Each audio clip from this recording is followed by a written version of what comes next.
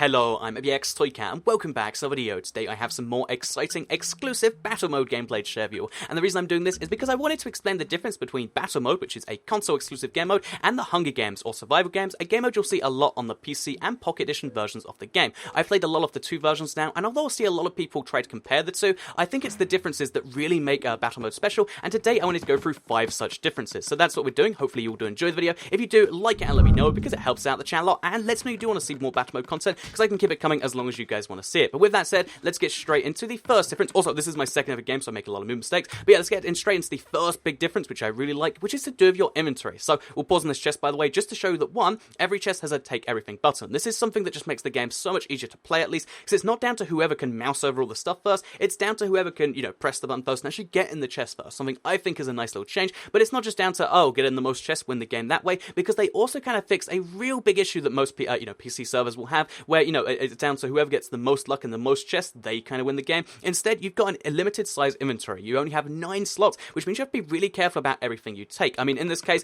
I just can fit everything I found in these chests there as we keep on the game going. But the thing is, in a lot of cases, I'm going to have to pick between something now and whatever I find in the chest, which is really tricky. When I get a new potion, should I keep this, slowness potion or weakness potion, or should I move on to that? And as you can see, it's going to be a really, really fun thing to work out which items are the best, and it means you can specialize as you're going along too, because, do you keep the wind sword and the stone shell with fire aspect? Do you get rid of one, or do you keep both like I've done? Again, something you have to decide as you go along. You find that stuff, and because it's randomly generated each game, it's going to be pretty cool, like in the Hunger Games, but without all the crazy, ridiculous inventory management. So yeah, let's move on to the second thing here, which is to do with the UI. So this guy's experiencing it pretty hard right now as I'm kind of sneaking around him. Basically, the UI and the whole game as a the game as a whole is kind of built around this game mode, which means that unlike what PC servers can do, which they can't really do, basically they have to have a resource pack installed, and even then it's not going to be too great. What the game can actually do is make a few subtle changes to just make it feel much cooler. So the first one is the music you'll notice in the background of all of these gameplays.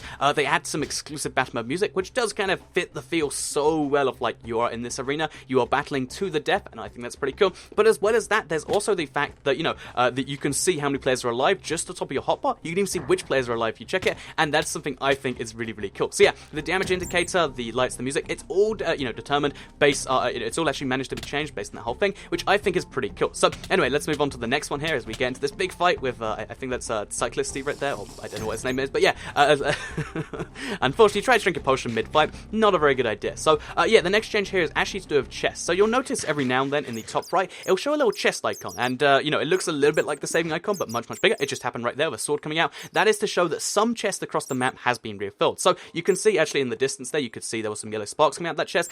This is a way of letting you know which chests are refilling, and it means that everyone is always going to be drawn to the same objectives, usually in the center, because you want to get the new stuff from the new chests if you don't have good enough stuff already. So yeah, this is so smart, not only because it means everyone knows which chests are refilling, which is really cool, but it also means that you're going to get into some fights based on those chests, and it kind of creates conflict rather than just run around the map, win because you have better stuff. Instead, it's down to who can get the new stuff when it generates, as well as the old stuff, something I find rather cool. So I'm going to take out this guy on this tower right here. I was pretty pleased with that shot, to be honest, just taking him out entirely by range without taking a single one myself. And yeah, we'll move on to the fourth key difference between Battle Mode and the Hunger Games, and that is the fact that there's no pay-to-win elements. Because this is run by the console people themselves, it's not on a server where they need to make profits to, do ridiculous stuff. Instead, there is no microtransactions. There's nothing like that. If you win the game, it is based on what you did within the game. There's no, you pay for us $4 and you get to start with diamond armor. No, you start the game with the exact same chance of winning as everyone else, and it's actually fair. Unlike the Hunger Games, which is on so many servers a pay-to-win fest, even because of the EULA,